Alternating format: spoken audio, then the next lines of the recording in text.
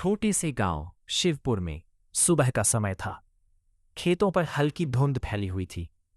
गांव के बीचों बीच एक बड़ा पुराना घर था, जिसकी दीवारें समय के साथ फीकी पड़ चुकी थी।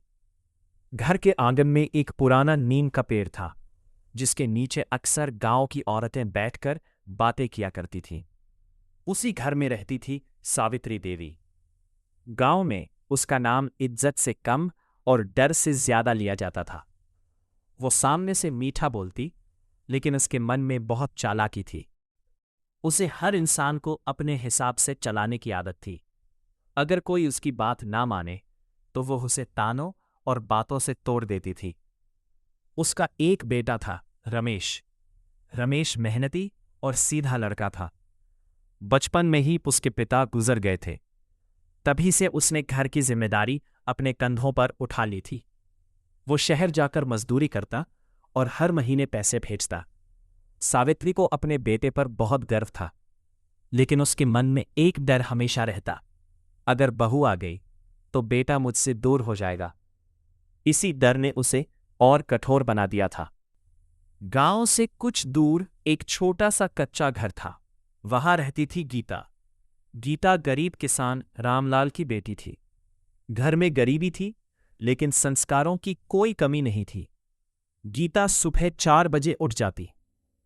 पहले घर का आंगन साफ करती, फिर कुएं से पानी भरती, मां के साथ चूल्हे पर खाना बनाती और उसके बाद खेतों में काम करने चली जाती। इतना सब करने के बाद भी उसके चेहरे पर हमेशा मुस्कान रहती। गांव के लोग कहते, गीता जैसी लड़की पूरे इलाके में नहीं मिलेगी। वो कभी झूठ नहीं बोलती थी। अगर गलती भी हो जाए तो तुरंत मान लेती। उसकी मां अक्सर कहती, बेटी, गरीब इंसान के पास दौलत नहीं होती, उसका सच ही उसकी असली पूंजी होता है। गीता वही सीख अपने दिल में बसाकर बड़ी हुई थी। एक दिन सावित्री अपनी रिश्तेदार कमला के साथ गीता को देखने पहुंची। गीता साधारण कपड़ों में थी। उसने सिर झुकाकर सबको पानी दिया। सावित्री ने उसे ऊपर से नीचे तक देखा, फिर मन ही मन मुस्कुराई। गरीब घर की लड़की है, जिंदगी भर दबकर रहेगी। कमला ने धीरे से पूछा, कैसी लगी लड़की? सावित्री बोली, काम करने वाली लगती है, यही ठीक रहेगी। उसी शाम रिश्ता तय हो गया। जब गीता को पता चला तो उसकी आंखों में डर और खुशी दोनों थे। उसने मां से पूछा, मां, मैं नए घर में सब संभाल पाऊंगी ना? मां ने उसके सिर पर हाथ रखा। अगर दिल साफ हो तो हर रिश्ता अपना बन जाता है। पूरा गांव शादी की तैयारियों में जुट गया। ढोल नगाड़े बज रहे थे, औरतें गीत गा रही थीं, बच्चे खुशी से इधर उधर दौड़ रहे थे। रमेश घोड़ी पर बैठा था। गीता लाल जोड़े में बहुत सुंदर लग रही थी, लेकिन उसके दिल में हल्का डर था। विदाई के समय उसकी मां फूट फूट कर रोने लगी। बेटी, हमेशा सच का साथ देना। गीता रोते हुए बोली, जी मां। बारात जब सावित्री के घर पहुंची तो पूरे गांव ने नई बहू का स्वागत किया। लेकिन उसी रात सावित्री ने अपनी सहेली से कहा, अब देखना, ये बहू मेरे हिसाब से चलेगी। शादी के अगले ही दिन, अभी अंधेरा था, मुर्गे ने भी ठीक से बांग नहीं दी थी कि सावित्री की तेज आवाज गूंज उठी, बहू, 4 बज गए। गीता घबरा कर उठी। उसने जल्दी से साड़ी संभाली और काम में लग गई। कुएं से पानी लाना, आंगन साफ करना, चूल्हा जलाना, गायों को चारा देना, वो बिना रुके काम करती रही। लेकिन सावित्री हर काम में कमी निकालती रही। रोटी गोल नहीं बनी, दाल में नमक कम है, आंगन ठीक से साफ नहीं हुआ। गीता बस जी माँ जी कहती रही। रात तक उसके हाथों में छाले पड़ गए, लेकिन उसने शिकायत नहीं की। कुछ दिनों बाद पड़ोसन कमला घर आई। उसने गीता को काम करते देखा और बोली, अरे सावित्री, तेरी बहू तो बहुत मेहनती है। सावित्री तुरंत बोली, अभी नहीं है, बाद में असली रंग दिखेगा। गीता पास में खड़ी सब सुन रही थी। उसकी आंखें भर आईं, लेकिन उसने कुछ नहीं कहा। रात को रमेश ने पूछा, तुम मां की बातों का जवाब क्यों नहीं देती? गीता मुस्कुराकर बोली, अगर मैं भी जवाब देने लगूं तो घर टूट जाएगा। रमेश उसकी बात सुनकर चुप हो गया। धीरे धीरे गांव में गीता की तारीफ होने लगी। हर कोई उसकी अच्छाई की बात करता। सावित्री को ये बिल्कुल पसंद नहीं था। एक दिन उसने अपनी सोने की अंगूठी छिपा दी। सुबह होते ही घर में हंगामा शुरू हो गया। हाय राम, मेरी अंगूठी चोरी हो गई। पूरा घर इकट्ठा हो गया। सावित्री ने सीधे गीता की तरफ देखा। घर में नई बहू आई और गहने गायब होने लगे। गीता डर गई। माँ जी, मैंने कुछ नहीं लिया। लेकिन सावित्री रोने का नाटक करने लगी। गांव की औरतें भी जमा हो गईं। सब धीरे धीरे गीता को शक की नज़र से देखने लगे। गीता रोते हुए भगवान के सामने बैठ गई। हे भगवान, सच सबके सामने लाना। उसी शाम सावित्री अनाज निकाल रही थी कि अंगूठी डिब्बे से गिर गई। पूरा घर चुप हो गया। रमेश समझ गया कि मां ने जानबूझकर बहू को बदनाम किया था। लेकिन गीता ने फिर भी कहा, कोई बात नहीं माँ जी, गलती हो जाती है। सावित्री पहली बार अंदर से थोड़ा हिल गई। एक दिन घर में मेहमान आए। गीता सुबह से रात तक काम करती रही। सबको खाना खिलाने के बाद जब वो खाने बैठी तो खाना खत्म हो चुका था। सावित्री बोली, इतना भी नहीं आता कि अपने लिए खाना बचा ले। गीता चुप रही। उस रात उसने सिर्फ पानी पीकर गुजारा किया। रात में रमेश ने देखा कि गीता भूखी है। वो चुपके से रसोई में गया और उसके लिए 2 रोटियां लेकर आया। गीता की आंखों में आंसू आ गए। आप क्यों परेशान हो रहे हैं? रमेश बोला, क्योंकि तुम इस घर के लिए बहुत कुछ सह रही हो। धीरे धीरे गीता पूरे गांव की मदद करने लगी। किसी के घर शादी हो, किसी का बच्चा बीमार हो, किसी बुजुर्ग को दवा चाहिए हो, गीता सबसे पहले पहुंचती। एक दिन बूढ़ी शांति अम्मा बीमार पड़ गई। उनका कोई बेटा पास नहीं था। गीता रोज उनके घर जाकर खाना बनाती और दवा देती। अम्मा रोते हुए बोली, बेटी तू पिछले जन्म में मेरी माँ रही होगी। अब पूरे गांव में गीता की तारीफ होने लगी और यही बात सावित्री को अंदर से जलाने लगी। एक रात सावित्री अपनी सहेली कमला से बोली, अगर मैंने अभी इसे नहीं रोका तो पूरा गांव इसे देवी बना देगा। कमला बोली, लेकिन बहू तो सच में अच्छी है। सावित्री गुस्से में बोली, तू भी उसी का पक्ष ले रही है। उस रात सावित्री ने एक नई चाल सोच ली। उस रात सावित्री देर तक जागती रही। उसके मन में बस एक ही बात चल रही थी, अगर गीता की तारीफ ऐसे ही बढ़ती रही तो इस घर में मेरी कोई इज्जत नहीं बचेगी। सुबह होते ही उसने नई चाल चल दी। वो जानबूझकर बीमार होने का नाटक करने लगी। हाय राम, मेरी कमर टूट रही है। गीता तुरंत दौड़कर आई। माँ जी, क्या हुआ? सावित्री कराते हुए बोली, अब मुझसे काम नहीं होता, लेकिन तुझे क्या फर्क पड़ता है? गीता घबरा गई। ऐसा मत कहिए माँ जी, मैं हूं ना। उस दिन से गीता घर का सारा काम अकेले करने लगी। सुबह 4 बजे उठती, रात देर तक काम करती, लेकिन सावित्री फिर भी खुश नहीं होती। एक दिन सावित्री गांव की औरतों के बीच बैठी थी। वो धीरे धीरे बोली, आजकल की बहुएं सिर्फ दिखावा करती है। कमला चाची बोली, किसकी बात कर रही हो? सावित्री लंबी सांस लेकर बोली, मेरी बहू बाहर वालों के सामने अच्छी बनती है, लेकिन घर में मुझे जवाब देती है। ये सुनकर सब हैरान रह गए, क्योंकि गांव में सबने गीता की अच्छाई देखी थी। तभी शांति अम्मा वहां आ गईं। उन्होंने गुस्से में कहा, झूठ मत बोल सावित्री, तेरी बहू जैसी लड़की पूरे गांव। सावित्री का चेहरा उतर गया, लेकिन उसके मन का जहर कम नहीं हुआ। लगातार काम और तनाव की वजह से गीता बीमार पड़ गई। उसे तेज बुखार हो गया, लेकिन फिर भी वो सुबह उठकर काम करने लगी। रमेश ने देखा तो घबरा गया। तुम आराम क्यों नहीं करती? गीता बोली, अगर मैं नहीं उठूंगी तो माँ जी नाराज हो जाएंगी। रमेश पहली बार माँ पर गुस्सा हुआ। माँ, गीता की तबीयत खराब है। सावित्री तुरंत बोली, हमारे जमाने में बहुएं बीमारी का बहाना नहीं बनाती थी। गीता चुप रही, लेकिन उसी रात उसकी हालत और खराब हो गई। डॉक्टर बुलाना पड़ा। डॉक्टर ने कहा, इन्हें आराम की जरूरत है। रमेश पूरी रात गीता के पास बैठा रहा और पहली बार उसके दिल में अपनी मां के लिए शिकायत पैदा हुई। अब सावित्री को लगने लगा था कि रमेश उससे दूर होता जा रहा है। वो अंदर ही अंदर डरने लगी। एक दिन उसने रमेश से कहा, तू अब बदल गया है। रमेश हैरान रह गया। मैं बदल गया? सावित्री रोने लगी। पहले तू सिर्फ मेरी बात मानता था, अब हर समय बीवी के साथ रहता है। रमेश चुप हो गया। उसे समझ नहीं आ रहा था कि वो क्या करे। एक तरफ मां थी, दूसरी तरफ पत्नी। सावन का महीना था। रात को तेज तूफान आया। बारिश इतनी तेज थी कि पूरे गांव की बिजली चली गई। तभी खबर आई कि पड़ोस के हरिराम काका की तबीयत बहुत खराब है। कोई बाहर निकलने को तैयार नहीं था। गीता तुरंत उठी। मैं डॉक्टर को बुलाकर लाती हूं।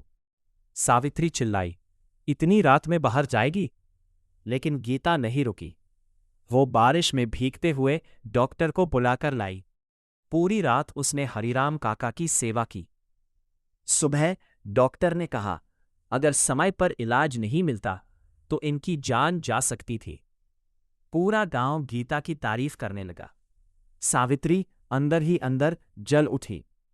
कुछ दिनों बाद सावित्री ने फिर चाल चली। इस बार उसने अपनी सोने की चेन छिपा दी। सुबह होते ही घर में हंगामा मचा दिया। मेरी चेन चोरी हो गई। गांव वाले इकट्ठा हो गए। सावित्री ने सीधे गीता की तरफ इशारा किया। घर में नई बहू है और चीजें गायब हो रही हैं।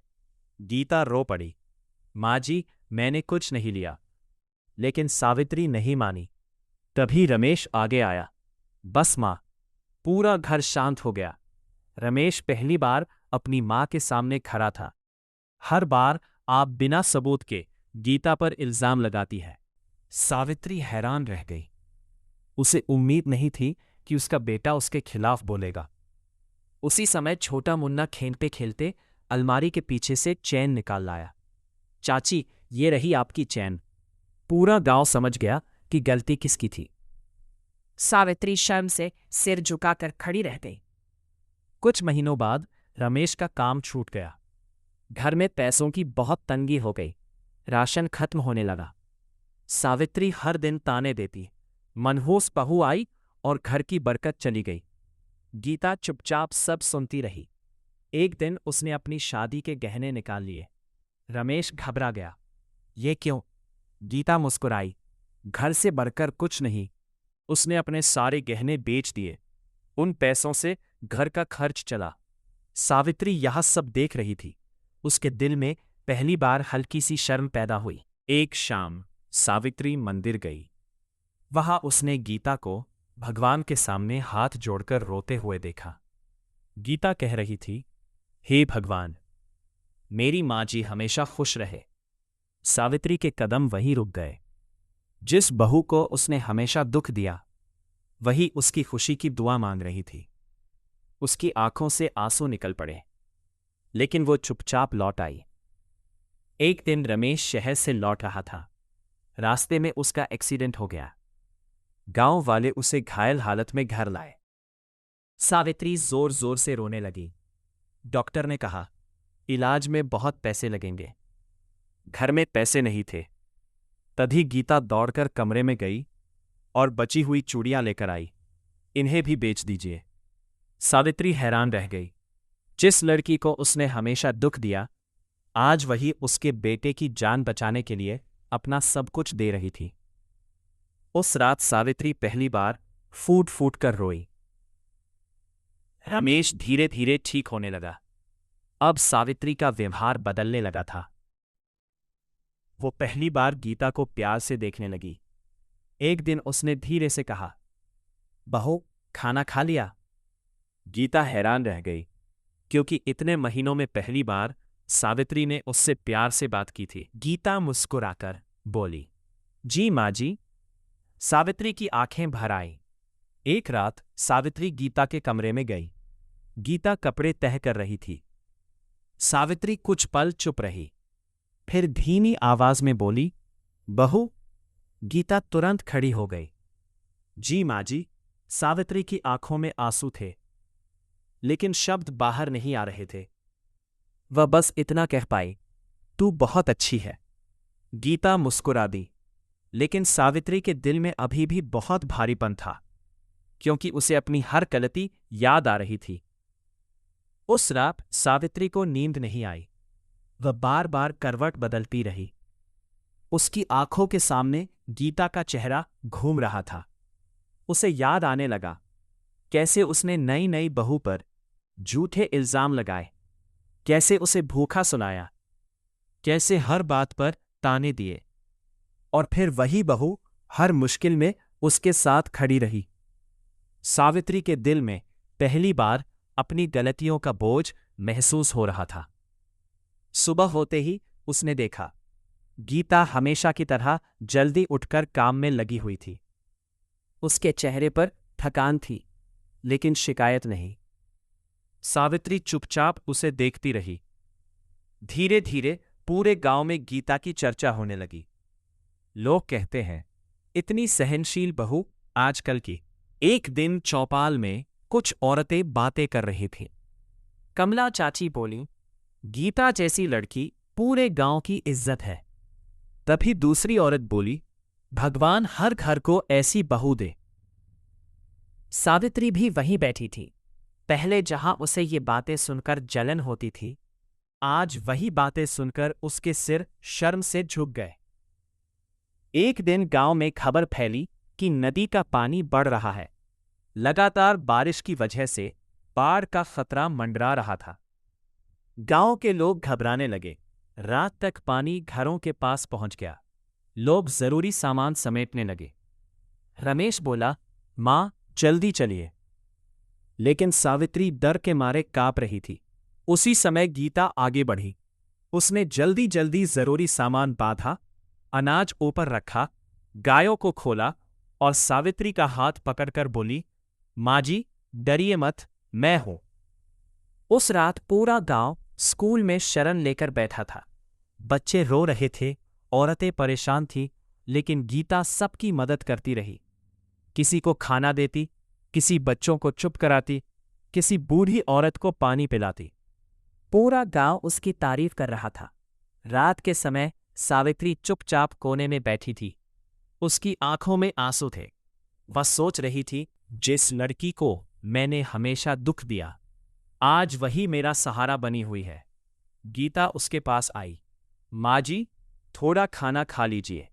सावित्री रो पड़ी। मैंने तेरे साथ बहुत बुरा किया बहू। गीता तुरंत बोली, पुरानी बातें भूल जाइए माँ जी। लेकिन सावित्री खुद को माफ नहीं कर पा रही थी। 2 दिन बाद पानी कम हुआ। गांव वाले अपने अपने घर लौटने लगे। जब सावित्री अपने घर पहुंची तो उसने देखा घर का बहुत सामान खराब हो चुका था। अनाज भी भीग गया था। सावित्री बैठकर रोने लगी। अब घर कैसे चलेगा? तभी गीता बोली, हम फिर से सब ठीक कर लेंगे।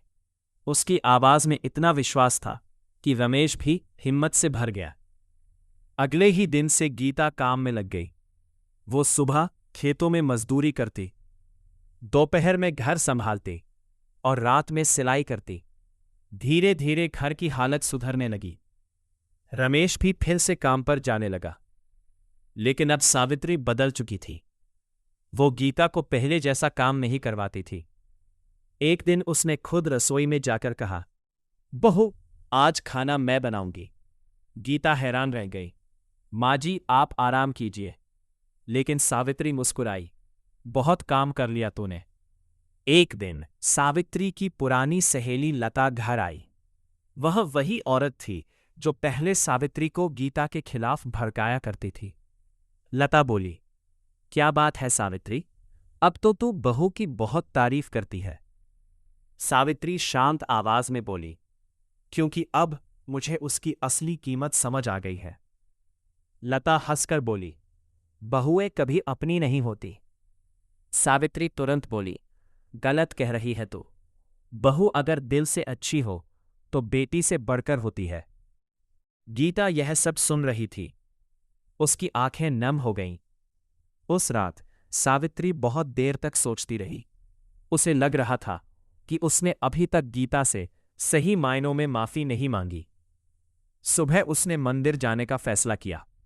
वह गीता को भी साथ ले गई।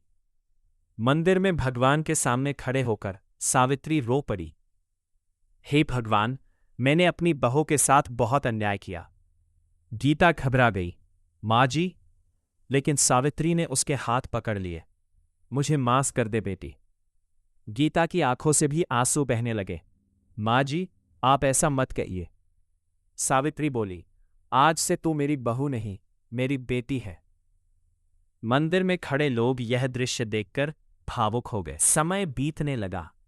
अब घर में पहले जैसी कड़वाहट नहीं थी। सावित्री हर जगह गीता की तारीफ करती। अगर कोई औरत अपनी बहू की बुराई करती तो सावित्री तुरंत कहती, बहू को प्यार दोगे तो घर स्वर्ग बन जाएगा। कुछ महीनों बाद घर में खुशखबरी आई। गीता मां बनने वाली थी। पूरा घर खुशियों से भर गया। सावित्री तो जैसे खुशी से पागल हो गई। वो हर समय गीता का ख्याल रखती। बहू, ज्यादा काम मत कर, समय पर खाना खा। गीता मुस्कुराकर सब सुनती। उसे यकीन नहीं हो रहा था कि यही वही सास है जो कभी उसे ताने देती थी। आखिर वो दिन आ गया। घर में बच्चे की किलकारी गूंज उठी। गीता ने एक प्यारी सी बेटी को जन्म दिया। सावित्री बच्ची को गोद में लेकर रो पड़ी। भगवान, तूने मुझे मेरी गलती सुधारने का मौका दिया। रमेश की आंखों में खुशी थी। गीता थकी हुई थी, लेकिन उसके चेहरे पर सुकून था। सावित्री ने बच्ची को सीने से लगाकर कहा, ये मेरी गीता जैसी सच्ची और ईमानदार बनेगी। उस दिन उस घर में सिर्फ खुशियां थी। जहां कभी ताने गूंजते थे, आज वहां हंसी थी। जहां कभी नफरत थी, आज वहां प्यार था। सच्चाई और ईमानदारी कभी हारती नहीं। प्यार सबसे कठोर इंसान को भी बदल सकता है। रिश्ते अहंकार से नहीं, धैर्य और सम्मान से चलते हैं। बहू अगर बेटी समझी जाए तो घर स्वर्ग बन जाता है।